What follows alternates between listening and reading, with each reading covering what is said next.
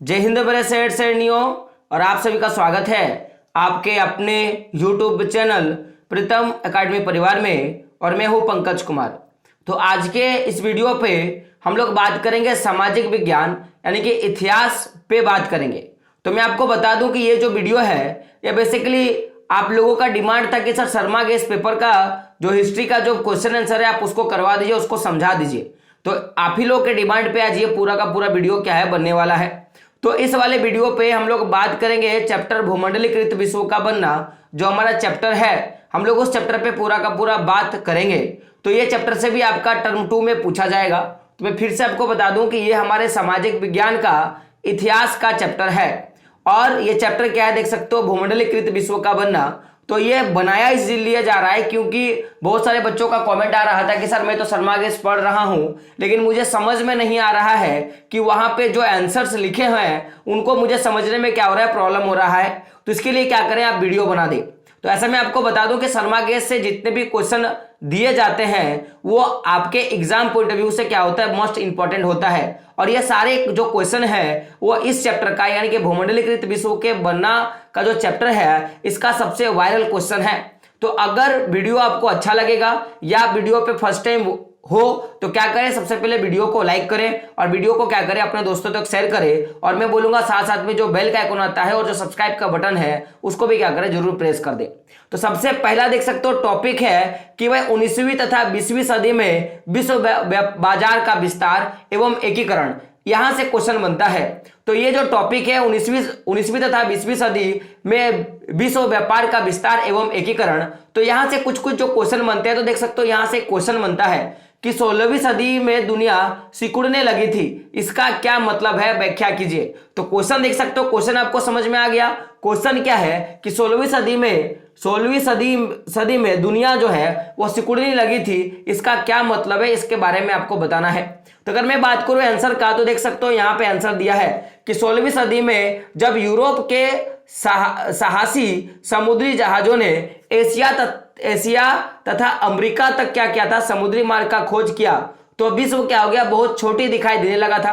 कारण समझेगा कि अगर पहले किसी को किसी देश जाना हो, या मान लो कि मुझे यहां से अगर मुझे भारत से मुझे अमेरिका जाना हो तो उसके लिए मुझे बहुत ज्यादा लंबा दूरी तय करना पड़ता, या इस तरह का पॉसिबिलिटी भी नहीं था कि मैं क्या करूं कि मैं अमेरिका पहुंच जाऊं, क्योंकि ना ही किसी को अमेरिका के बारे में पता था और ना ही किसी को क्या था, एशिया के बारे में पता था। लेकिन जब यूरोप के जितने भी जहाज हैं, समुद्री यात्री हैं, उन्होंने एशिया का और अमेरिका का जब समुद्री मार्ग का खोज कर लिया तो कहीं ना कहीं आने जाने का जो टाइम ट्रेवल था वो बहुत कम लगने लगा।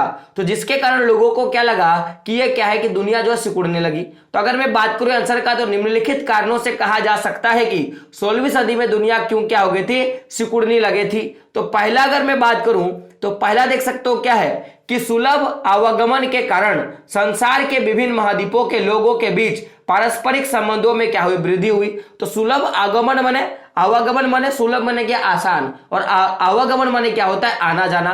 तो जब एशिया का और अमेरिका का जब खोज हो गया, समुद्री मार्गों का जब खोज हो गया, तो अब जितने भी समुद्री यात्री थे या जितने भी लोग थे वो अपने साथ और बाकी जो अन्य क्षेत्रों के लोग हैं उनके साथ क्या हो रहे थे कि आसानी से आना जाना कर पा रहे थे। तो यही एक कारण है जिसके कारण मैं बोलूंगा कि दुनिया जो है सिकुड़ गया, पहला कारण। दूसरा कारण देख सकते हो क्या है कि 16वीं सदी से पहले तक विभिन्न महाद्वीपों के लोगों के बीच अंतर संबंध, व्यापार और व्यवसाय का अभाव था। तो भाई आपको पता होगा कि जब अमेरिका का खोज किया गया उसी के बाद उसको दूसरा दुनिया का नाम दिया गया। लेकिन उससे पहले अगर मैं बात करूंगा, अगर मैं 16वीं सदी से पहले का मैं अगर बात करूंगा तो उस समय जितने भी महाद्वीप हैं हमारे, उन महाद्वीपों के बीच में अंतर संबंध यानी कि जो भी एक दूसरे के बीच में जो व्यापारिक संबंध होते हैं या जो भी व्यावसायिक संबंध होते हैं, ये सारे क्या थे, बहुत कम थे। लेकिन जैसे 16वीं सदी में संसार के महाद्वीपों के बीच में क्या हो गया, व्यापार, व्यवसाय, सांस्कृतिक विचारों का आदान प्रदान और लोगों की आवाजाही बढ़ी, तो अमेरिका से एशिया होकर और यूरोप और अफ्रीका तक क्या गया, लोग पहुंचने लगे। और इसी के माध्यम से कि पहले लोग तो एक जगह से दूसरी जगह पहुंच नहीं सकते थे, लेकिन जैसे ही खोज हो गया तो लोग क्या करने लगे कि व्यापार और व्यवसाय और सांस्कृतिक विचारों का आदान प्रदान होना शुरू हो गया। और आवाजाही जब बढ़ी तो उससे क्या हो गया कि अमेरिका से, सुनिएगा, कि अमेरिका से एशिया होकर यूरोप और अफ्रीका तक क्या हो गया, लोग पहुंच गए। और जो बड़े बड़े जो पूरे के पूरे महाद्वीप है वहां तक लोगों का क्या हो गया, आवाजाही शुरू हो गया। तीसरा देख सकते हो क्या है कि अब संसार का कोई भी क्षेत्र उपनिवेशवादियों के आक्रमण तथा वैश्विक बीमारियों से क्या था, अछूता नहीं रहा। तो इन सभी कारणों के कारण हम लोग क्या बोल सकते हैं कि जो हमारा विश्व है, हमारा दुनिया का जो देश है वो क्या होने लगा था, सिकुड़ने लगा था। तो पहला कारण क्या हो गया कि जो आवाजाही क्या हो गया, सुलभ हो गया। दूसरा क्या हो गया कि लोगों के बीच अंतर संबंध और व्यापार का जो अभाव था 16वीं सदी से पहले, वो बाद में क्या हो गया, बढ़ गया। और तीसरा क्या था कि दुनिया का सभी देश जो है वो उपनिवेशवाद और साथ साथ में जो वैश्विक बीमारी है जैसे रेंडर पेस्ट हो गया, चेचक हो गया, तो ऐसे बीमारियों से क्या हो गया, लोग ग्रसित होने लगे। तो जिसके कारण बोल सकते हैं कि पूरा जो दुनिया है वो क्या होने लगा, सिमटने लगा या सिकुड़ने लगा। बात करेंगे अगले प्रश्न पे, तो देख सकते हो कि अफ्रीका में स्थानीय निवासियों को काम पर लगाए रखने के लिए यूरोपियों द्वारा कौन कौन से 3 उपाय किए गए। तो क्वेश्चन क्या देख सकते हो कि अफ्रीका में स्थानीय निवासियों को काम पर लगाए रखने के लिए यूरोपीय वासियों द्वारा कौन कौन से उपाय किए गए थे। तो अगर मैं बात करूं इसके आंसर का, तो देख सकते हो आंसर क्या है कि अफ्रीका में स्थानीय निवासियों को काम पर लगाए रखने के लिए यूरोपियों द्वारा निम्नलिखित उपाय किए गए थे। पहला उपाय क्या था कि लोगों पर भारी कर लगाए गए थे। पहला क्या था, लोगों पर भारी कर लगाए गए थे, जिसका भुगतान तभी संभव था जब वे बगानों तथा खदानों में नियमित रूप से क्या कर सकते हैं कि वेतन पर कार्य कर रहे हो। यानी कि आप क्या किया गया कि लोगों को तो कर दिया गया, लेकिन कर का भुगतान तभी कर सकता है कि जब वो क्या करे कि वो बगानों पे अथवा जो खदान है उनमें क्या करे, नियमित रूप से कार्य करे, तभी क्या कर सकता है कि वो कर सकता है, माने अपना भुगतान कर सकता है। दूसरा देख सकते हो कि उत्तराधिकारी कानून में परिवर्तित किया गया, जिसके अनुसार परिवार के केवल एक ही सदस्य को पैतृक संपत्ति मिलना निश्चित हुआ। इससे परिवार के शेष सदस्यों को श्रम बाजार में लाने का क्या हो गया, सहायता हो गया। तो एक दूसरा जो उत्तराधिकार का जो कानून था उसमें परिवर्तित किया गया। ये कानून क्या था, मान ले उत्तराधिकार कानून अगर होता तो माने क्या कि अगर मेरे पिताजी के पास एक खेत है और हम लोग अगर 2 भाई हैं तो उस खेत का क्या होगा कि दो हिस्सा होगा, एक मेरे भाई को मिलेगा और एक मुझे मिलेगा। लेकिन जब ये उत्तराधिकार कानून लाया गया यूरोप के लोगों के द्वारा, तो इस कानून के द्वारा कि जो खेत है उसमें केवल एक ही व्यक्ति का अधिकार होगा। तो अगर मेरे पिताजी के 2 बच्चे हैं तो मान लो कि मुझे क्या हुआ, मुझे पूरा का पूरा खेत और बाकी जितने भी चीजें हैं मुझे मिल गई। लेकिन बाकी का जो अगर मैं बात करूं, जो दूसरा जो हिस्सा था, तो दूसरे हिस्सा सूरज को मिलने वाला था या मेरे छोटे भाई को मिलने वाला था, तो उसको क्या होगा, हिस्सा नहीं मिलेगा। तो सूरज क्या करेगा, उसको फिर मार्केट में जाके काम करना पड़ेगा। तो ये एक जो उत्तराधिकार का कानून लाया, इससे कहीं ना कहीं एक परिवार को पैतृक संपत्ति मिला और बाकी जो परिवार के सदस्य हैं उनको बाजार क्या हुआ, जाना पड़ा। तीसरा कानून देख सकते हो कि खान कर्मियों को बाड़ों में बंद कर दिया गया। किसमें, बाड़ों में बंद कर दिया गया, तथा उनके स्वतंत्रता पूर्वक घूमने फिरने पर क्या लगा दिया, पाबंदी लगा दिया कि अगर आप किसी भी मालिक के पास काम करने के लिए जा रहे हो, खदान पे या बगान पे, तो वो जो पूरा का खदान होता था, बगान जो होता था, उसमें बाढ़ पे होता था। बाढ़ यानी कि मैं बोल सकता हूं कि एक तरह का बाउंड्री में होता था।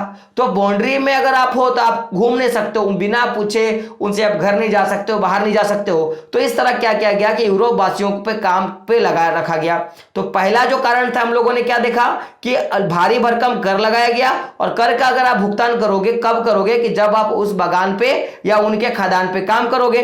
दूसरा क्या था कि उत्तराधिकार जो कानून था उसमें परिवर्तित किया गया और परिवार में केवल एक सदस्य को ही क्या मिला कि उनका जो पैतृक संपत्ति है वो दिया गया। तो उसी तरह अगर एक बाप का 2 बेटा है तो एक बेटा को संपत्ति मिल गया और दूसरा बेटा को क्या किया कि बाजार में जाके काम करना पड़ा।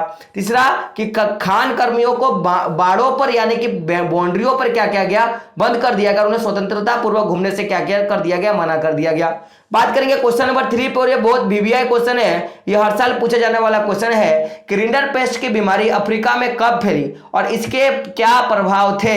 और ये क्वेश्चन इस बार मॉडल सेट में भी आया हुआ है, देख सकते हो। तो क्वेश्चन क्या है कि रिंडर पेस्ट की बीमारी अफ्रीका में कब फैली, इसके क्या प्रभाव हुए, अथवा या इसका एक और तरह का क्वेश्चन बना के पूछ सकता है कि अफ्रीका में रिंडर पेस्ट के आने के 3 प्रभावों को क्या करें, व्याख्या करें। तो अगर मैं बात करूं तो देख सकते हो सबसे पहला कि क्या है कि अफ्रीका में रिंडरपेस्ट की बीमारी 19वीं सदी के अंतिम दशक में फैला था। कब फैला था? 29वीं सदी के अंतिम दशक में फैला था। और अफ्रीका में रिंडरपेस्ट आने के अगर मैं प्रभावों का बात करूं तो देख सकते हो मैं प्रभाव की बात करता हूं तो सबसे पहला देख सकते हो क्या है कि यूरोपीय उपनिवेशकार एशिया से मवेशियों को अफ्रीका ले गए। यह बीमारी इन्हीं मवेशियों से अफ्रीकी मवेशियों में फैलने लगी।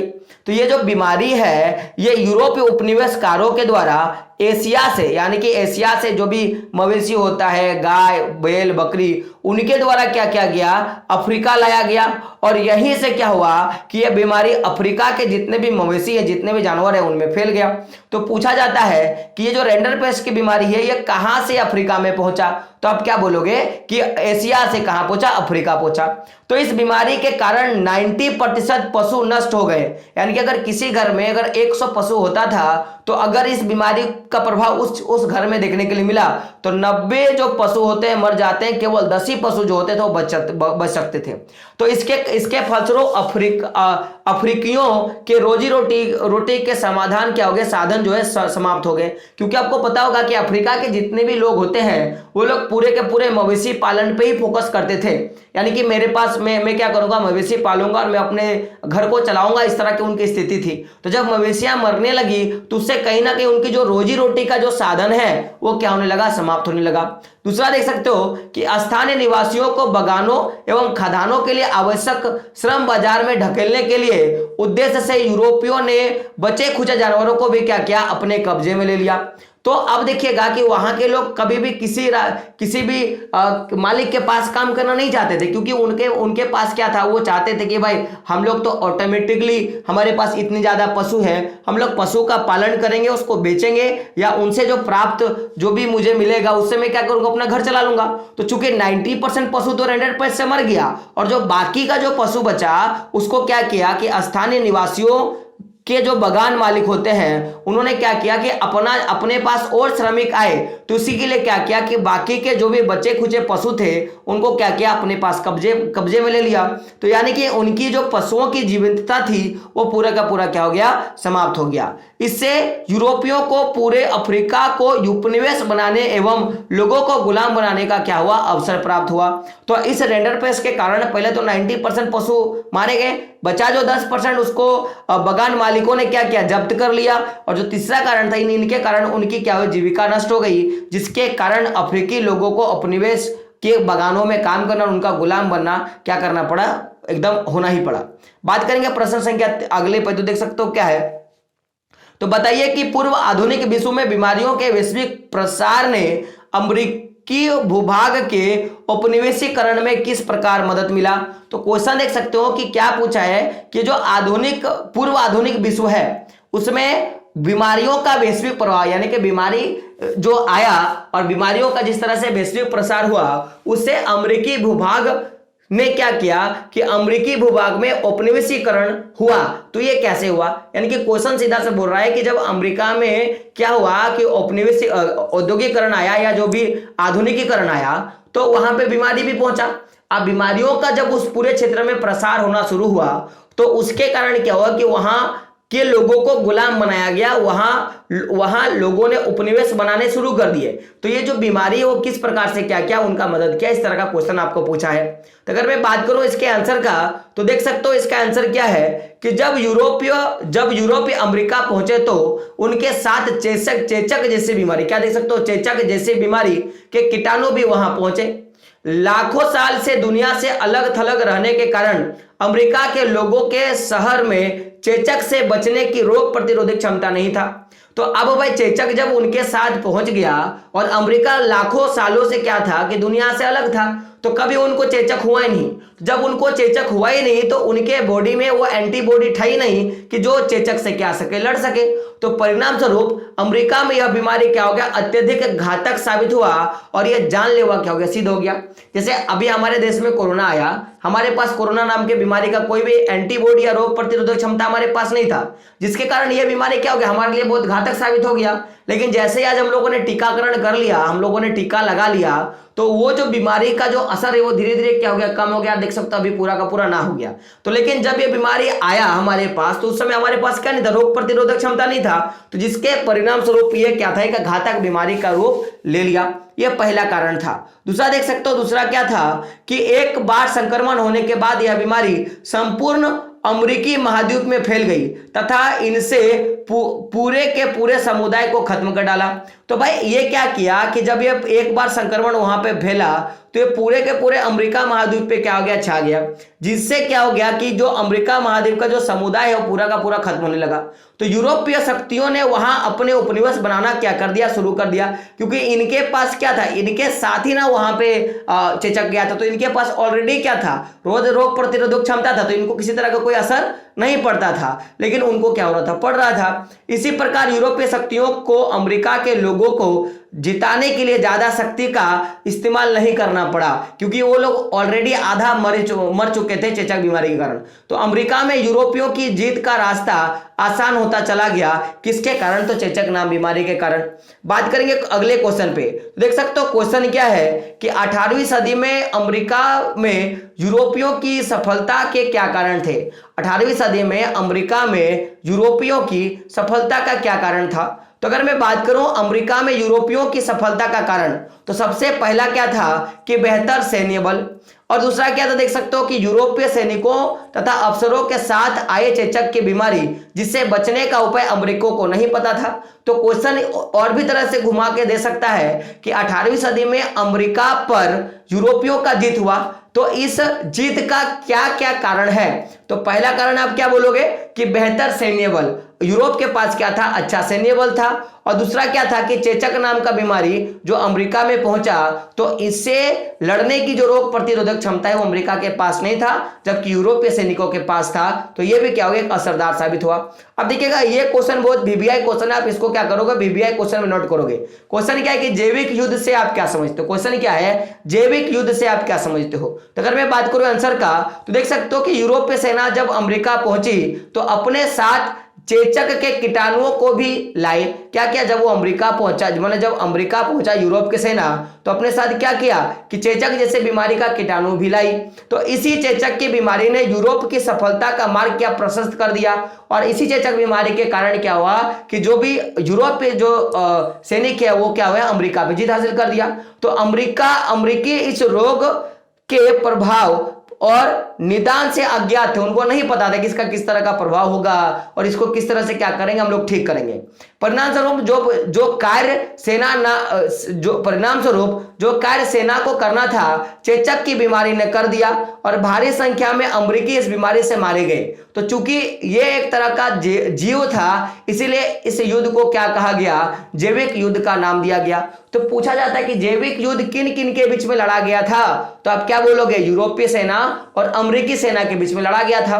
तो ये क्या था, एक प्रकार का मैं बोलूंगा तो आप क्या बोलोगे, एक प्रकार का युद्ध था, और ये युद्ध चेचक के बल पे जीता गया था। अब ये भी एक बहुत वीवीआई क्वेश्चन है, ये भी हर साल पूछा जाने वाला क्वेश्चन है कि सिल्क मार्ग से क्या अभिप्राय है, सिल्क मार्ग से क्या अभिप्राय है। तो अगर मैं बात करूं आंसर का, तो देख सकते हो क्या है कि चीन से पश्चिमी दुनिया को जाने वाले रेशम के व्यापार मार्ग को सिल्क मार्ग के नाम से जाना जाता है। तो चीन से पश्चिमी दुनिया यानी कि अमेरिका वगैरह जो पूरा का पूरा जो देश हो गया, उनको जाने वाला जो रेशम है, तो रेशम जिस मार्ग से जाता था उस मार्ग को ही क्या कहा गया, सिल्क मार्ग के नाम से जाना जाता है।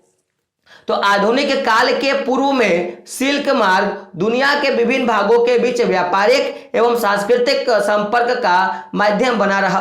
तो जब आधुनिक काल से अगर मैं पहले का मैं बात करूं, तो यह सिल्क मार्ग क्या किया कि दुनिया के विभिन्न भागों के बीच में क्या किया, व्यापार का और जो भी सांस्कृतिक आदान प्रदान है उसका क्या रहा, माध्यम बना रहा। और आगे चलकर बहुत सारे सिल्क मार्ग का क्या हुआ, विकास हुआ। और इसी तरह आगे चलकर बहुत सारे क्या हुआ, सिल्क मार्ग का विकास हुआ, जिसमें व्यापार और संस्कृति का क्या हुआ, आदान प्रदान हुआ।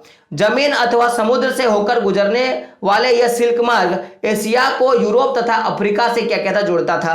तो पूछा जाता है कि जो सिल्क मार्ग ये किन किन देशों को जोड़ता था, तो आप क्या बोलोगे कि ये जो सिल्क मार्ग है ये दोनों जगह था, कुछ कुछ समुद्री मार्ग से भी था और कहां पे था, जमीनी मार्ग से था। तो ये जो मार्ग है ये कहां कहां जुड़ता था, तो एशिया को यूरोप से और किससे किससे, अफ्रीका के साथ जुड़ता था। तो एशिया, यूरोप और अफ्रीका में क्या था, सिल्क मार्ग क्या था, पूरा का पूरा विस्तरित रूप से फैला हुआ था। अब ये भी क्वेश्चन जो है जब मैं 2016 में एग्जाम दिया था उस समय ये क्वेश्चन पूछा गया था कि आलू अकाल से क्या अभिप्राय है, यह घटना कहां घटी थी। तो ये आलू अकाल का मैं बात करूं तो देख सकते हो इसका आंसर क्या है कि अमेरिका में जब से खाद्य पदार्थों के रूप में आलू का प्रचलन प्रारंभ हुआ, गरीबों की जिंदगी बदल गई थी। तो यूरोप में क्या हो गया कि खाद्य पदार्थ के रूप में आलू का प्रचलन बढ़ने लगा, जिससे कहीं ना कहीं गरीबों की जिंदगी बदल गई थी। क्योंकि आपको पता होगा कि आज हमारे भारत में ही देख लो या झारखंड में ही देख लो, आलू बहुत ज्यादा उपयोग होता है हर चीज में। आप आलू का सब्जी, आलू का भुंजिया, हर जगह। तो ये जब आलू वहां पे प्रचलन हुआ तो गरीबों की जिंदगी बेहतर हो गई थी, उनका भोजन बेहतर हो गया तथा उनकी औसत आयु क्या हो गई, बढ़ने लगी। क्योंकि आलू खाने से उनको प्रोटीन वगैरह मिल जाता था, जो भी कुछ हो, तो उनसे क्या हो गया कि उनकी आयु जो है बढ़ गई। ऐसी स्थिति में 1840 के दशक में जब किसी बीमारी से आलू की फसल नष्ट हो गई तो लाखों लोग क्या हो गए कि भुखमरी के कारण मौत के मुंह में चले गए। इस घटना को आलू अकाल के नाम से जाना जाता है। यह घटना कहां हुआ था, तो आयरलैंड में घटा था। अब क्वेश्चन पूछा जाता है कि आलू अकाल कहां पड़ा था, आप क्या बोलोगे, आयरलैंड में। कब पड़ा था, तो 1840 के दशक का टाइम है, 1840 से 1850 की घटना है। तो हुआ क्या था कि यूरोप के लोग क्या कर रहे थे, ज्यादातर आलू के खपत को ही करते थे, यानी कि आलू से ही पूरा जिंदगी भर जो भी खाना पान हो वो आलू से ही करते थे। अब आलू के कारण उनकी जो औसत आयु बढ़ गई और 1840 में क्या हो गया कि आलू के फसल में कुछ बीमारी आ गया, जिसके कारण लाखों लोग क्या हो गए, मर गए। और इसी के चलते इस घटना को क्या कहा गया कि आलू का अकाल कहा गया। और यह घटना कहां हुआ था, आयरलैंड में घटा था। अब बात करेंगे क्वेश्चन नंबर अगले पर। ये क्वेश्चन आया है, इस बार भी आया है और ये क्वेश्चन आपके बोर्ड एग्जाम में भी पूछने लायक क्वेश्चन है। क्वेश्चन क्या देख सकते हो कि कर्ण लोग क्या था, क्या है कर्ण लोग क्या था, इसे समाप्त क्यों कर दिया गया और इसके क्या परिणाम हुए, ये 3 क्वेश्चन आपसे पूछे जाते हैं। या अगर मैं बात करूं अथवा का, तो कर्ण लोग के समाप्ति के कारण के बारे में ब्रिटिश सरकार के फैसलों के प्रभावों का क्या करना है, व्याख्या करना है। तो अगर मैं बात करूं इसके बारे में तो ये इसका मॉडल प्रश्न उत्तर आपको दे दिया गया है, तो आप क्या कर सकते हो, वहां देख सकते हो। और इसका आंसर जो है मैंने मॉडल पेपर में ले लिया है, ठीक है। तो आप वहां से भी क्या कर सकते हो, देख सकते हो।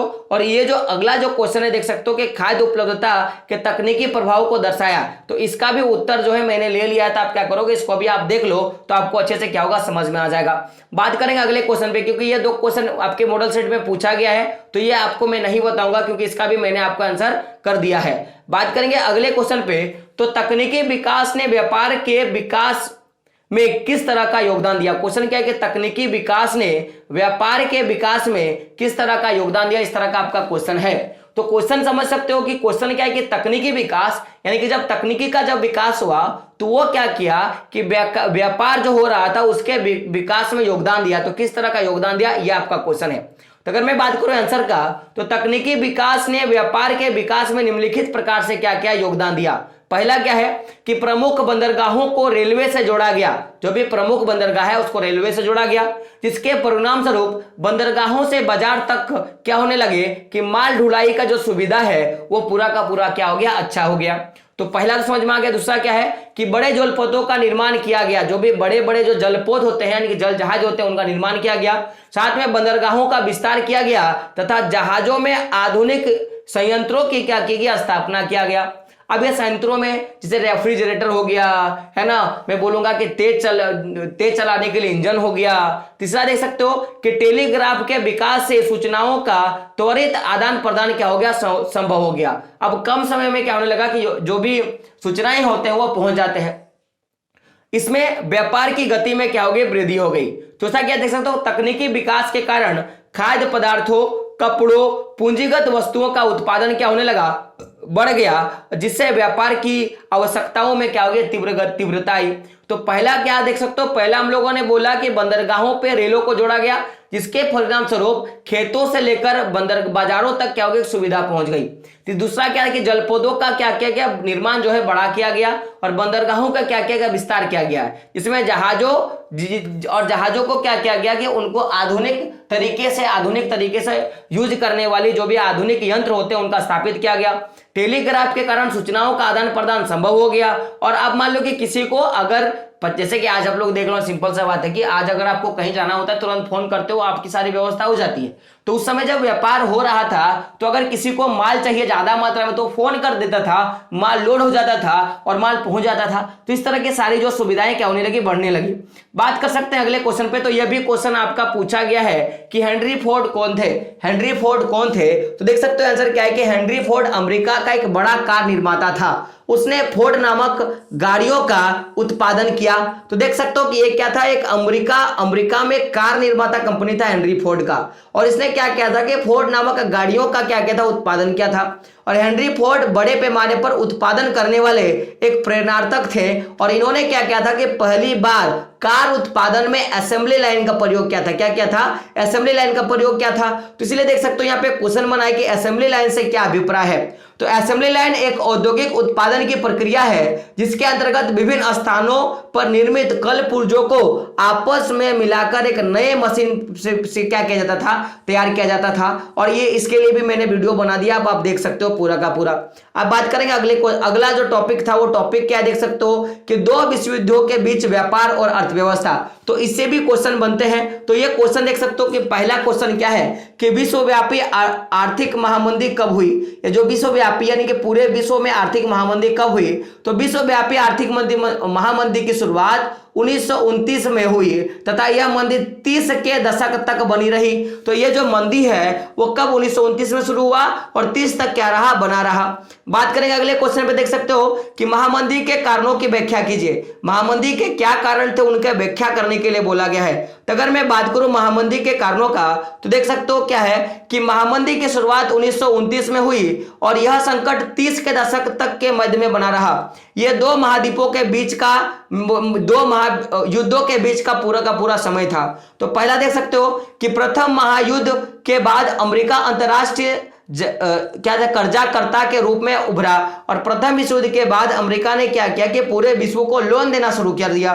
पूंजी उत्पादन और उपभोग तथा पूंजी के देश से बाहर प्रभाव के कारण इसकी अर्थव्यवस्था क्या हो गई, उछाल उत्पन्न हो गया। और साथ में इसकी जो अर्थव्यवस्था है उसमें क्या आ गया, तेजी आ गई।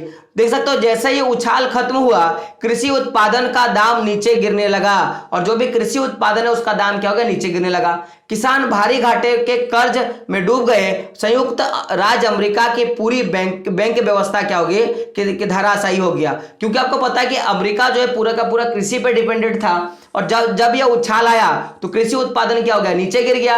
और जिसके कारण क्या हो गया कि भारी मात्रा में जो भी किसान है वो कर्जे में डूब गए और संयुक्त राज्य अमेरिका का जो बैंकिंग व्यवस्था है वो क्या पूरा का पूरा धराशायी हो गया।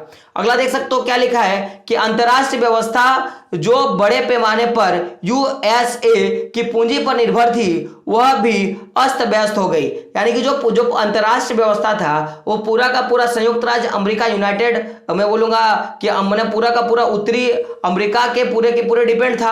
अब जब ये अर्थव्यवस्था में जब तेजी आई तो इसके कारण क्या गया, उनकी पूरी की पूरी अर्थव्यवस्था क्या अर्थव्यवस्था हो गई, जिससे सारे संसार में आर्थिक महामंदी का दौर शुरू हो गया। इस प्रकार कृषि अति उत्पाद और विश्व व्यापार से यूएस निवेश हट जाने से महामंदी क्या हो गया, फैल गया। तो हुआ क्या था कि जब महायुद्ध चल रहा था तो उस समय जैसा ही प्रथम महायुद्ध में अमेरिका जब जीता तो उसने क्या बोलेंगे, जब प्रथम महायुद्ध चल रहा था तो उस समय अमेरिका क्या करने लगा कि बाकी जितने भी देश है उनको पूंजी देना शुरू कर दिया। अब जब ये पूंजी देना शुरू कर दिया और जैसे ही पूंजी देना शुरू कर दिया गया तो अमेरिका की जो अर्थव्यवस्था है उसमें उछाल आना शुरू हो गया, यानी कि ज्यादा मात्रा में वो धन संपदा कमाने लगा। और जैसे ही उछाल खत्म हुआ यानी कि युद्ध जैसे ही खत्म हुआ तो बाकी भी जितने भी देश आपस में लड़ रहे थे वहां पे भी आदान प्रदान क्या हो गया, होना शुरू हो गया। और वहां से भी उत्पादन जो है वो बाकी पूरे विश्व में फैलना शुरू हो गया, जिससे कहीं ना कहीं कृषि उत्पादन का रेट जो है गिरने लगा। अब जब भारी घाटे जब होना का शुरू हो गया तो संयुक्त राज्य का जो धनराशि था वो पूरा का पूरा क्या हो गया, चौपटना शुरू हो गया। अब अंतर्राष्ट्रीय व्यापार में जो बड़े पैमाने पर यूएसए की पूंजी पर निर्भर थी, अब वो क्या हो गए, अर्थव्यवस्था हो गई, क्योंकि अब पूंजी लगाने वाले बहुत सारे देश हो जाते हैं। तो जिसके कारण क्या हो गया कि संसार में महामंदी का दौर शुरू हो गया, क्योंकि ज्यादा मात्रा में फसलों का उत्पादन हो गया, ज्यादा मात्रा में कंपनियां खुल गई। तो इसी के कारण मैं बोलूंगा कि जब पूरा का पूरा निवेश हटा लिया यूएसए ने, तो महामंदी क्या हो गई, पूरे की पूरी फैल गई। बात करेंगे अगले क्वेश्चन पे, तो देख सकते हो क्वेश्चन क्या है कि विश्वव्यापी आर्थिक महामंदी का भारत पर क्या प्रभाव पड़ा। तो इसका भी क्वेश्चन मैंने मॉडल सेट पे ले लिया है, तो आप क्या कर सकते हो, जाके वहां आंसर देख सकते हो। बात करेंगे अगले प्रश्न पे, तो देख सकते हो प्रश्न क्या है हमारा कि प्रथम विश्व युद्ध में मित्र राष्ट्र तथा केंद्रीय राष्ट्र कौन कौन थे। तो देख सकते हो मित्र राष्ट्र में अगर बात करें तो ब्रिटेन, फ्रांस और रूस, और केंद्रीय राष्ट्र में बात करें तो जर्मनी, ऑस्ट्रिया, हंगरी और ऑटोमन तुर्की, ये सब क्या था, केंद्रीय राष्ट्र था। बात करेंगे अगले प्रश्न पे, तो देख सकते हो प्रश्न क्या है कि प्रथम विश्व युद्ध के आर्थिक परिणामों का क्या करना है, वर्णन करना है। प्रथम विश्व युद्ध के आर्थिक परिणामों का क्या करना है, वर्णन करना है। तो प्रथम विश्व युद्ध के आर्थिक परिणाम का बात करें तो पहला क्या देख सकते हो कि परिवार के सदस्यों के युद्ध में मारे जाने के परिणाम स्वरूप पारिवारिक आय का स्तर क्या हो गया कि काफी गिर गया। पहला क्या हो गया कि पारिवारिक आय का स्तर गिर गया। दूसरा, युद्ध संबंधित सामग्री का उत्पादन करने के लिए उद्योगों का क्या किया गया, पुनर्गठन किया गया। तीसरा देख सकते हो कि पुराने आर्थिक संबंध टूटे तथा उसके साथ नए आर्थिक संबंधों का क्या हुआ, विकास हुआ। यानी कि पहले लोग बहुत सारे पुराने ऐसे संबंध थे जहां पे लोग आदान प्रदान करते थे। अब जब युद्ध हुआ तो अब वहां से क्या हो गया कि उनके संबंध टूट गया, और बगल वाला जो घर है यानी कि बगल वाला जो देश है उससे क्या होगा, संबंध शुरू हो गया। ब्रिटेन भारी विदेशी कर्जों में क्या हो गया, डूब गया। अगला देख सकते हो कि युद्ध के दौरान उत्पादन और रोजगार के अवसरों में वृद्धि हुई। कृषि आधारित अर्थव्यवस्था में क्या हो गया, भारी संकट का सामना करना पड़ा। तो अगर मैं बात करूं एक एक का, तो जब परिवार के सदस्य मारे गए तो आय क्या हो गया, स्तर डूब गया, पहला था। दूसरा कि नए उद्योगों का निर्माण होना शुरू हो गया, और आर्थिक, जब पुराने लोगों से रिश्ता टूटता है तो लोग नए रिश्ते खोजने के लिए जाते हैं, तो नए आर्थिक संबंध होने लगे। अब बात करें कि ब्रिटेन भारी विदेशी कर्जा में क्यों डूब गया, क्योंकि ब्रिटेन बोल रहा था कि अगर मुझे युद्ध में जीतना है तो भारी मात्रा में मुझे क्या चाहिए, अस्त्र शस्त्र चाहिए, तो उसके लिए मुझे भारी पूंजी चाहिए। इसके लिए उन्होंने क्या करने लगा कि अमेरिका से भारी मात्रा में पूंजी क्या बोल सकता हूं कि भारी मात्रा में अमेरिका से कर्ज लेना शुरू कर दिया, जिससे क्या हो गया कि ब्रिटेन जो है वो भारी कर्ज में डूब गया, और अमेरिका जो हो गया वो क्या बन गया, कर्जदाता बन गया। बात करेंगे अगले क्वेश्चन पे, तो क्वेश्चन क्या देख सकते हो कि द्वितीय विश्व युद्ध में मित्र राष्ट्र तथा दूरी राष्ट्र कौन कौन था। तो मित्र राष्ट्र में देख सकते हो कि ब्रिटेन, सोवियत संघ, फ्रांस और अमेरिका। क्या था, ब्रिटेन, सोवियत संघ, फ्रांस और अमेरिका। और दूरी राष्ट्र में क्या था, जर्मनी, जापान और इटली। बात करेंगे दूसरे क्वेश्चन पे, द्वितीय विश्व युद्ध के परिणाम को वर्णन करें। द्वितीय विश्व युद्ध के परिणामों का क्या करना है, वर्णन करना है। और बहुत वीवीआई क्वेश्चन है, ये भी क्वेश्चन जो है आपका पूछा जाता है। तो बात करें आंसर का, तो देख सकते हो कि द्वितीय विश्व युद्ध के परिणाम निम्नलिखित थे।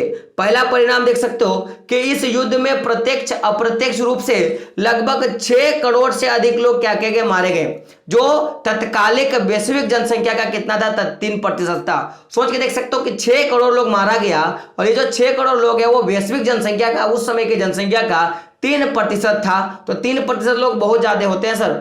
अगर देख सकते हो कि इतनी भारी संख्या में लोगों के मारे जाने से श्रम उपलब्धता में क्या आगे कमी हुई, तथा सामाजिक क्षेत्र में क्या हो गया कि महिलाओं की उपस्थिति बढ़ने लगी। तो पहला क्या हो गया कि जब लोग मारे जाने लगे तो श्रम की उपलब्धता में क्या कमी आई, और सामाजिक क्षेत्रों में महिलाओं की जो उपस्थिति है वो बढ़ने लगी। तीसरा, द्वितीय विश्व युद्ध ने बेहिसाब आर्थिक और सामाजिक तबाही को क्या क्या जन्म किया, बेहिसाब क्या किया, आर्थिक सामाजिक तबाही को क्या क्या जन्म दिया। चौथा देख सकते हो कि द्वितीय विश्व युद्ध ने संपूर्ण विश्व के राजनीतिक देख सकते हो परिदृश्य को क्या क्या बदल के रख दिया। यानी कि लोग जिस तरह से पहले सोचते थे उसमें क्या हो गया, बहुत तरह का बदलाव आ गया, और बहुत सारे देश क्या करने लगे कि युद्ध से निपटाने के लिए और युद्ध संबंधित चीजों के लिए कर पैसे जो होते हैं वो जमा करना क्या कर दिए, शुरू कर दिए। बात करेंगे अगले प्रश्न पे, तो संक्षेप में बताएं कि 2 महायुद्धों के बीच जो आर्थिक स्थितियां पैदा हुई उनमें उनसे अर्थशास्त्रियों और राजनेताओं ने क्या 3 सबक सीखे, इसके बारे में अगर बात करें कि उन्होंने क्या 3 ऐसी चीजें जो सीखे। तो देख सकते हो क्या लिखा है कि 2 महायुद्धों के बीच के आर्थिक अनुभव बहुत खराब थे। क्या थे, बहुत खराब थे। किस तरह का था, बहुत खराब था। अधिकतर देश तो बर्बाद हो गए थे, और अर्थशास्त्रियों और राजनेताओं ने ऐसी स्थिति में निम्नलिखित क्या क्या सबक सीखा।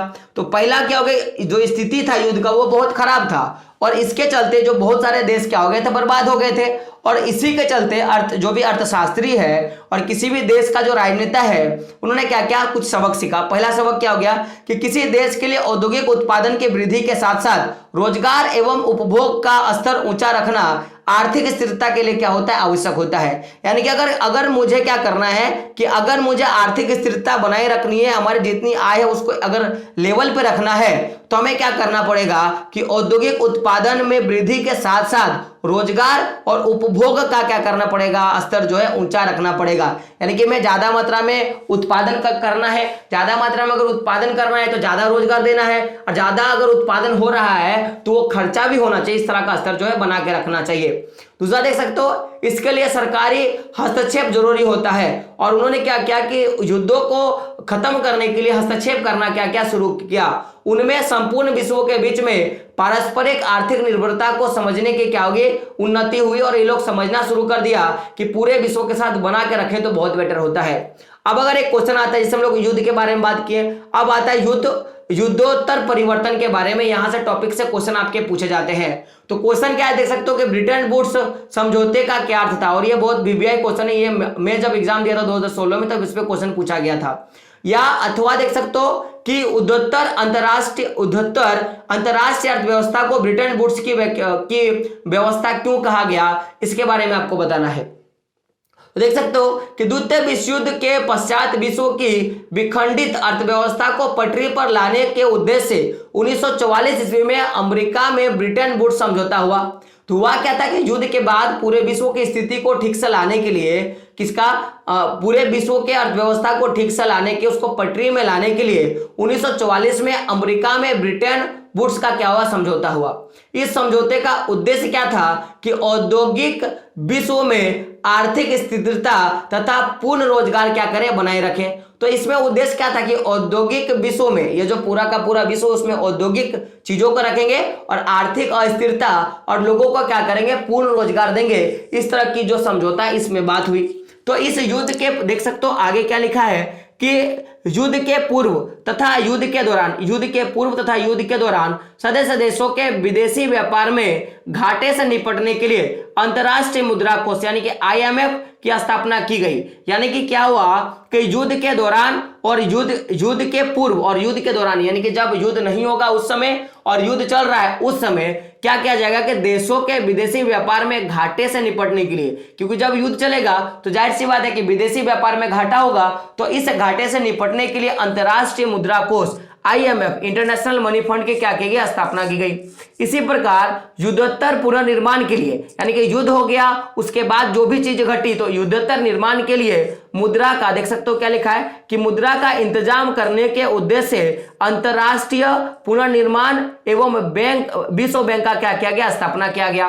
तो पहला क्या था कि युद्ध से पूर्व माने युद्ध से पहले और युद्ध के दौरान IMF की स्थापना किया गया, और युद्ध खत्म होने के बाद स्थिति को ठीक करने के लिए अंतर्राष्ट्रीय क्या पुनर्निर्माण एवं विश्व बैंक के क्या किया गया, स्थापना किया गया। तो इसे सामान्य रूप से विश्व बैंक के नाम से जाना जाता है। देख सकते हो इस प्रकार ब्रिटेन वुड्स समझौते के अंतर्गत अंतर्राष्ट्रीय मुद्रा कोष तथा विश्व बैंक के माध्यम से युद्धोत्तर आर्थिक व्यवस्था को सुधारने का प्रयास किया गया। इसी कारण युद्धोत्तर अंतर्राष्ट्रीय आर्थिक व्यवस्था को ब्रिटेन वुड्स के व्यवस्था के नाम से जाना जाता है। तो ब्रिटेन वुड्स समझौता के बारे में आपको समझ में आ गया कि हुआ क्या था कि यह समझौता 1944 में अमेरिका में हुआ। तो ये जो इसका उद्देश्य क्या था कि हम लोग क्या करेंगे, औद्योगिक विश्व में ये जो आर्थिक स्थिरता है उसको बना के रखेंगे और रोजगार क्या करेंगे, उसको भी बना के रखेंगे। तो अगर मुझे ये दोनों ही करने हैं तो इसके लिए मुझे कुछ काम करना पड़ेगा, और इसके लिए उन्होंने क्या किया कि युद्ध से पहले और युद्ध के दौरान उन्होंने क्या किया, जो भी विदेशी व्यापार है उस घाटे से निपटने के लिए अंतर्राष्ट्रीय मुद्रा कोष यानी कि IMF की स्थापना किया, और युद्ध के बाद क्या किया गया कि जो भी अर्थव्यवस्था है उसको पुनर्निर्माण करने के लिए और मुद्रा का इंतजाम करने के लिए अंतरराष्ट्रीय पुनर्निर्माण एवं विश्व विकास बैंक का क्या किया गया, स्थापना क्या किया गया, विकास बैंक का स्थापना किया और इसी को क्या कहा गया, विश्व बैंक कहा गया। और इसी प्रकार क्या किया गया कि अंतरराष्ट्रीय मुद्रा कोष और विश्व बैंक के माध्यम से युद्ध के बाद क्या किया गया, आर्थिक व्यवस्था को सुधारने का प्रयास किया गया और इसी कारण ब्रिटेन वुड्स को क्या कहा गया, अंतरराष्ट्रीय अर्थव्यवस्था को ब्रिटेन वुड्स के नाम से जाना जाता है। तो ये बहुत वीवीआई क्वेश्चन, इससे क्वेश्चन आता है। अगला क्वेश्चन देख सकते हो कि ब्रिटेन वुड्स कहां है, ब्रिटेन वुड्स कहां है, यह क्यों प्रसिद्ध हुआ, यह भी वीवीआई क्वेश्चन है। ब्रिटेन वुड्स का हर एक क्वेश्चन पूछा जाता है। तो ब्रिटेन वुड्स अमेरिका के न्यू हैम्पशायर में स्थित है। 1944 में इस स्थान पर हुए संयुक्त राष्ट्र मौद्रिक एवं वित्तीय सम्मेलन में विश्व में आर्थिक स्थिरता एवं पुनर्रोजगार को बनाए रखने संबंधित विषय में क्या होता, सहमति हुआ था। तो सहमति के बारे में हम लोगों ने देख लिया। अब एक और क्वेश्चन आता है G77 पे और ये भी क्या है, बहुत वीवीआई क्वेश्चन है। क्वेश्चन देख सकते हो कि G77 देशों से आप क्या समझते हैं। तो ये जो क्वेश्चन है आप लिख के ले लो 100%, इस बार आपके एग्जाम में ये क्वेश्चन पूछने वाला है, या आप मेरे से लिख के ले लो। तो देख सकते हो क्या क्वेश्चन है कि अल्प विकसित या विकासशील देशों के संगठन को क्या कहा जाता है, G77 संगठन कहा जाता है। तो देख सकते हो क्या कहा गया है कि 50 से 60 के दशक के पश्चिम अर्थव्यवस्था की तेजी प्रगति का लाभ अधिकतर विकासशील देशों को नहीं हो पा रहा था, यानी कि पश्चिमी अर्थव्यवस्था के देश जो विकास कर रहे थे उसका लाभ क्या जो है बाकी देशों को नहीं हो रहा था। तो ब्रिटेन वुड्स सम्मेलन में अंतरराष्ट्रीय मुद्रा कोष और विश्व बैंक की स्थापना हुई, लेकिन इसका लाभ विकासशील देशों को क्या हुआ, किसी तरह का लाभ नहीं हो पाया। तो इस प्रकार इन अंतरराष्ट्रीय आर्थिक संस्थाओं के समिति कार्य क्षेत्र की समस्या को देखते हुए इसकी प्रतिक्रिया के रूप में अल्प विकसित या विकसित देशों के समूह ने G77 का क्या गठन किया। यानी कि जिस तरह से G77 युद्ध के दौरान, युद्ध के पूर्व और युद्ध के बाद अपनी स्थिति को ठीक करने के लिए अंतरराष्ट्रीय मुद्रा कोष और विश्व बैंक का स्थापना किया, उसी तरह G77 के जितने भी सदस्य हैं उन्होंने क्या किया, एक नई आर्थिक समिति, क्या देख सकते हो कि एक अंतरराष्ट्रीय आर्थिक संस्थान का क्या किया कि एक समिति बनाया और इसका भी काम वही था कि युद्ध के दौरान, युद्ध के समय और युद्ध के पूर्व स्थिति को ठीक किया जाए। ठीक है, अगला क्वेश्चन देख सकते हो। क्वेश्चन क्या है कि अंतरराष्ट्रीय मुद्रा कोष IMF की स्थापना कब और किसकी अनुशंसा पर हुई। तो अंतरराष्ट्रीय मुद्रा कोष की स्थापना 1944 में ब्रिटेन वुड्स के आधार पर क्या हुआ, इसी अनुशंसा पे हुआ। अगला क्वेश्चन देख सकते हो कि विश्व बैंक का मूल नाम क्या है, विश्व बैंक का क्या मूल नाम है, इसकी स्थापना कब और किसकी संस्तुति पर हुआ। तो अगर मैं बात करूं विश्व बैंक का मूल नाम, क्या मैं बात करूंगा, विश्व बैंक का मूल नाम क्या है, अंतरराष्ट्रीय पुनर्निर्माण एवं विकास बैंक। क्या है, अंतरराष्ट्रीय पुनर्निर्माण एवं विकास बैंक। और इसकी जो स्थापना है 1944 में ब्रिटेन वुड्स समझौता के आधार पर हुआ। किसके आधार पे, ब्रिटेन वुड्स समझौता के आधार पे हुआ।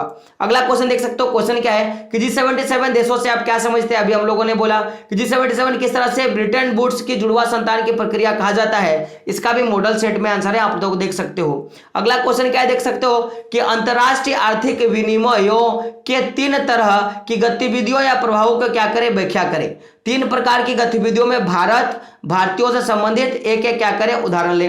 तो देख सकते हो क्वेश्चन क्या है कि अंतरराष्ट्रीय आर्थिक विनिमय जो है, यानी कि वस्तुओं का जो आदान प्रदान है, जो भी वस्तुओं का क्या है आदान प्रदान है, उसकी गति के बारे में क्या करना है, आपको पूरा का पूरा विस्तार देना है।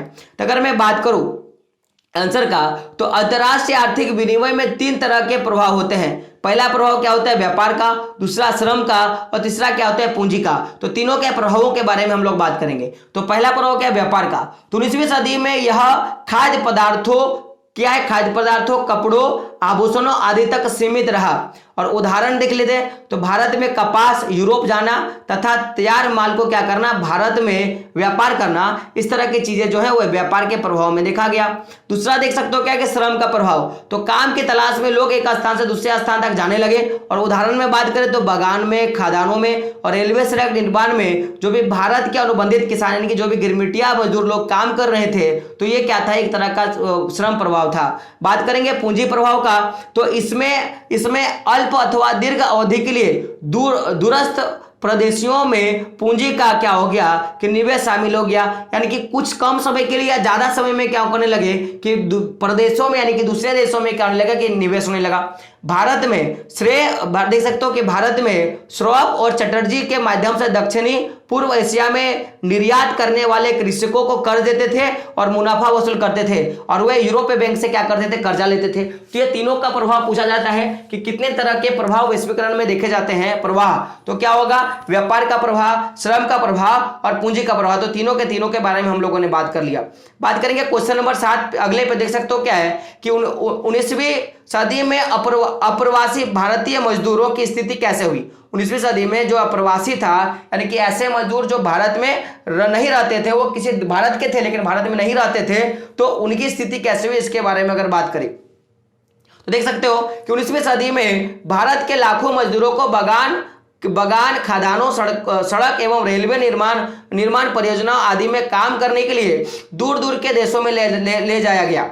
श्रमिकों के साथ एक अनुबंध किया जाता था, जिसका क्या था, शर्त था, कोई भी एक अनुबंध पे उनको लेकर जाता था। श्रमिक कम से कम 5 वर्षों तक सेवा अथवा काम के बाद ही क्या कर सकता था, स्वदेश लौट सकता था। इस तरह का व्यवस्था था कि पहले आप 5 साल काम करो, उसी के बाद आ सकते हो। तो इस तरह की स्थिति था। क्वेश्चन देख सकते हो क्या है कि भारत में अनुबंधित श्रमिक दूसरे देशों में जाने के लिए क्यों तैयार हो जाते थे। इस तरह का क्वेश्चन है कि भाई अनुबंधित जो श्रमिक यानी गिरमिटिया जो श्रमिक है वो दूसरे देश काम करने के लिए क्यों जाने के लिए रेडी हो जाते थे, इसके बारे में क्वेश्चन आता है। और ये भी क्या है कि बहुत बीबीआई क्वेश्चन है और ये हमारे देश की स्थिति से जुड़ा हुआ है। तो देख सकते हो कि भारतीय मजदूर दूसरे देशों में जाने के लिए निम्नलिखित कारणों से क्या हो जाते थे, तैयार हो जाते थे। पहला क्या है कि भारत में कुटीर उद्योग समाप्त हो गए थे तथा व्यापक पैमाने पर बेरोजगारी फैल गई थी। तो कुटीर उद्योग समाप्त हो गया और व्यापक पैमाने पर क्या हो गया, बेरोजगारी फैल गई, पहला कारण। दूसरा, भूखर बढ़ गया तथा किसान उसे चुका पाने में क्या थे, असमर्थ थे। जो भी किसान खेतों में काम करते थे, लीज पे जमीन लेके काम करते थे, तो जब भूखर बढ़ गया तो जो भी किसान कर्ज लिए थे तो उसको चुका नहीं पा रहे थे। तो कृषक तो उसके लिए क्या करने लगे, किसान जो भी कृषि कार्य है उसको छोड़ने के अलावा उनके पास कोई दूसरा मार्ग नहीं था। तीसरा देख सकते हो कि बागानों तथा खदानों में वृद्धि के कारण, बागानों और खदानों के वृद्धि के कारण कृषि का जो भूमि जो था वो नहीं बचा था। तो ये जो 3 कारण है, इन तीनों कारण के कारण जो लोग थे वो दूसरे देशों में काम करने के लिए जाने लगे। बात करेंगे अगले क्वेश्चन पे, तो नई दास प्रथा से क्या अभिप्राय, नई दास प्रथा से क्या अभिप्राय। देख सकते हो कि आंसर क्या है कि 19वीं सदी, देख सकते हो क्या है कि 19वीं सदी में भारतीय मजदूरों को एक औपचारिक अनुबंध के आधार पर विदेशों में काम करने के लिए जाना प्रारंभ हुआ। मजदूरों की भर्ती का कार्य मालिकों के एजेंट किया करते थे, जिसके बदले उन्हें कमीशन दिया जाता था। अब क्या होता था कि विदेश में काम करने के लिए औपचारिक, यानी कि मैं बोलूंगा कि एक तरह से पूरा का पूरा जैसे सरकार क्या करता है कि किसी को अगर जॉब दे रहा है तो नियम शर्त कानून होता है, उसी तरह क्या करता, नियम शर्त कानून के आधार पर विदेशों पर काम करने के लिए ले जाता था। तो ये जो भर्ती है वो एजेंटों के माध्यम से होता था और एजेंटों को इसके बदले में क्या मिलता था, कमीशन मिलता था। तो एजेंट द्वारा मजदूरों को विदेशों में उनके कार्य की प्रकृति, कार्यस्थल तथा कार्य करने की दशाओं का गलत विवरण दिया जाता था। उनको यह नहीं बताया जाता था कि किस तरह का कार्य है, कहां पे काम करना है, किस तरह का काम करने के समय किस तरह का बात रखा जाएगा, यह नहीं बताया जाता था। क्यों? क्योंकि एजेंटों को ज्यादा लाभ कमाना था। तो एजेंटों द्वारा मजदूरों का अपहरण तक कर लिया जाता था और मजदूरों का क्या होता था, अपहरण कर लिया जाता था। इस व्यवस्था को क्या कहा गया, नया दास व्यवस्था के नाम से जाना गया। कौन सा, गिरमिटिया मजदूर की व्यवस्था को। चलिए क्वेश्चन इससे आता है कि गिरमिटिया मजदूर से आप क्या समझते हो, बहुत बीबीआई क्वेश्चन है। तो ब्रिटिश औपनिवेशिक शासन काल में बहुत सारे भारतीय मजदूरों को अंग्रेजों द्वारा फिजी, गयाना, वेस्ट इंडीज आदि स्थानों पर ले जाया गया। इन मजदूरों के साथ एक प्रकार का एग्रीमेंट या अनुबंध किया गया था, जिसे वे गिरमिटिया मजदूर कहते थे। बाद में इन्हीं मजदूरों को गिरमिटिया मजदूर के नाम से क्या किया गया, पुकारा गया। तो देख सकते हो क्या है कि जब भी हमारा औपनिवेशिक काल था तो ब्रिटेन यानी कि अंग्रेज सरकार के द्वारा भारत के मजदूरों को फिजी, गयाना, है ना, देख सकते हो वेस्ट इंडीज आदि स्थानों पर ले जाया गया। तो ये जो जब भी जाते थे मजदूर तो इनके साथ क्या होता था, एग्रीमेंट होता था, एग्रीमेंट या बोलेंगे अनुबंध होता था। तो इसी एग्रीमेंट को और अनुबंध को उस समय गिरमिट बोला जाता था। क्या बोला जाता था, गिरमिट। और इन्हीं मजदूरों को क्या कहा गया, गिरमिटिया मजदूर कहा गया। बात करेंगे अगले क्वेश्चन पे। तो देख सकते हो क्वेश्चन क्या है हमारा कि 17वीं सदी से पहले होने वाले आदान प्रदान के 2 उदाहरण दीजिए। एक उदाहरण आपको एशिया से और दूसरा उदाहरण कहां से देना है, अमेरिका से आपको देना है। और ये भी क्या है, बहुत वीवीआई क्वेश्चन है, आप इसको देख लो। तो अगर मैं बात करूं आंसर का, तो देख सकते हो कि प्राचीन काल से लोग व्यापार अवसरों एवं ज्ञान प्राप्ति अथवा जीवन की बेहतर दशाओं की खोज में लंबी यात्राओं पर चल रहे थे। तो उस समय लोग क्या कर रहे थे, अवसरों की तलाश में, कहां पे व्यापार के तलाश में, कहां पे काम मिलेगा, अवसरों के तलाश में, ज्ञान प्राप्ति के तलाश में, और जीवन को बेहतर रूप से जीने के लिए क्या कर रहे थे, लंबी यात्रा कर रहे थे। यात्रा की इस प्रक्रिया में वस्तुओं, रुपये, पैसे, मूल्य, मान्यताओं, कला, विचार, आविष्कार, संस्कृति, कीटाणु तथा बीमारियों का भी क्या हुआ, हस्तांतरण होता रहा। कि भाई अब मान लो कि मैं यहां से अमेरिका जाऊंगा, मेरा यहाँ इंडियन रूपीन है, तो कहीं ना कहीं अमेरिका जब मैं गया तो वहां पे इंडियन रूपीस का प्रचलन हुआ, मेरी जो मान्यता है वो मान्यता भी गया। जैसे वहां पे चटनी मिर्च विकसित हो गया, उसके बाद आप देखोगे होशे विकसित हुआ।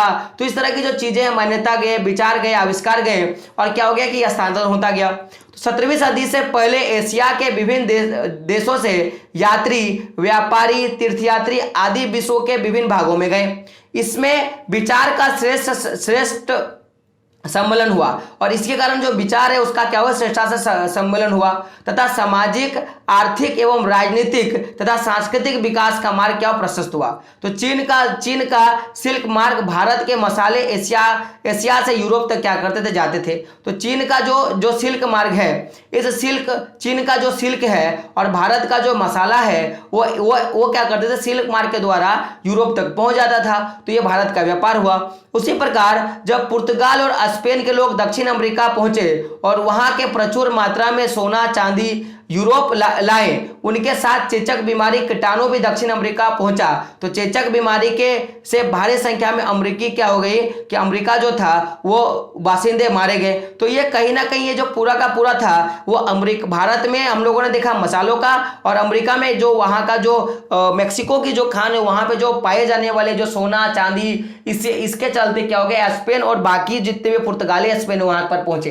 तो जितने भी मैंने क्वेश्चन कराए हैं आपको, ये बहुत इंपॉर्टेंट क्वेश्चन, और हर साल इस चैप्टर से यहां से क्वेश्चन पूछे जाते हैं। तो वीडियो कैसा लगा कमेंट बॉक्स में आपको बताना है। और इसके बाद एक और वीडियो आएगा जिसमें आपका हिस्ट्री का, मैं किसका बात करूंगा, हिस्ट्री का जो मैं बोलूंगा जिसका जो अगला जो चैप्टर है क्या, औद्योगिक युग। कौन सा चैप्टर, औद्योगिक युग, उसका भी मैं क्या करूंगा, वीडियो में आपको बना दूंगा, और पूरा का पूरा शर्मा गैस से रहेगा, ताकि आपको शर्मा गैस पढ़ने में और समझने में किसी तरह का कोई प्रॉब्लम नहीं आया होगा। अगर आपको समझ में आ गया तो क्या करें, वीडियो को लाइक करें, चैनल को क्या करें, जरूर सब्सक्राइब करें। तो दोस्तों मिलते हैं अगले वीडियो में, तब तक के लिए जय हिंद, जय भारत, और आपका दिन शुभ हो।